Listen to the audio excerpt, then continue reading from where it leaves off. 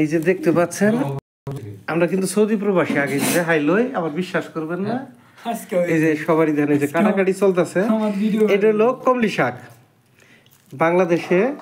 নদী নালা অনেকে আবাদ করে বাণিজ্যিকভাবে এটা কমলি শাক আর এই কমলি শাক কিন্তু বাংলাদেশে বর্তমান বিক্রি হয় আর সৌদি আরবে অ্যাভেলেবেল পাওয়া যায় আমরা যখন একসময় বাংলাদেশে ছিলাম তখন ভাবতাম যে বাংলাদেশে হয়তো শাকসবজি বেশি হয় বিদেশে কোনো জিনিস পাওয়া যায় না কিন্তু এই দেশে আপনার যত ধরনের শাক আছে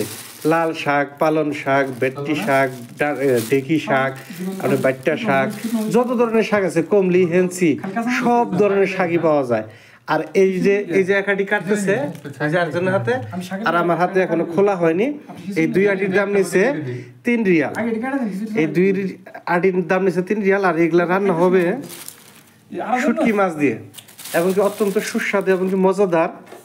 এটা যদি আপনারা শুটকি দিয়ে রান্না করে খান তাহলে সবচেয়ে বেশি মজা পাওয়া যায় আমরা কিন্তু বাংলাদেশে এটা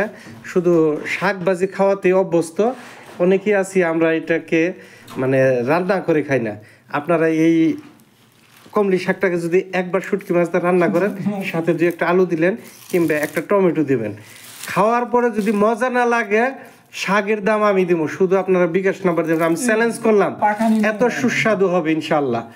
একবার ট্রাই করুন এখানে এখানে এই যে বাবুর্চি দেখতেছেন এটা টাঙ্গাইলের বাবুর্চি অনেক মজা করে কিন্তু শাক রান্না করতে পারে উনি সপ্তাহে 4 দিন শাক রান্না করে মানে খুবই টেস্টি হয় উনি আমাদের কোম্পানিতে সর্বোচ্চ একজন শাক রাঁধুনি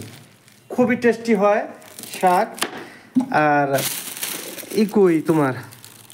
লাল শাক কি ফ্রিজে রাখা হয়েছে না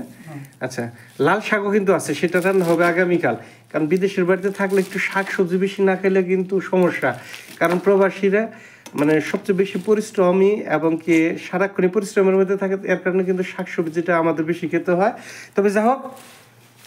তো আমাদের বাংলাদেশি পৃথিবীর যে কোনো রাষ্ট্রে থাক না কেন সকল প্রবাসীর জন্য দোয়া ভালোবাসা রইল এবং কি আমরা নতুন কন্টেন্ট ক্রিয়েটর নতুন কিন্তু ভিডিও বানানো শুরু করছি যদি ভালো লাগে ভাই দয়া করে শেয়ার করে দিবেন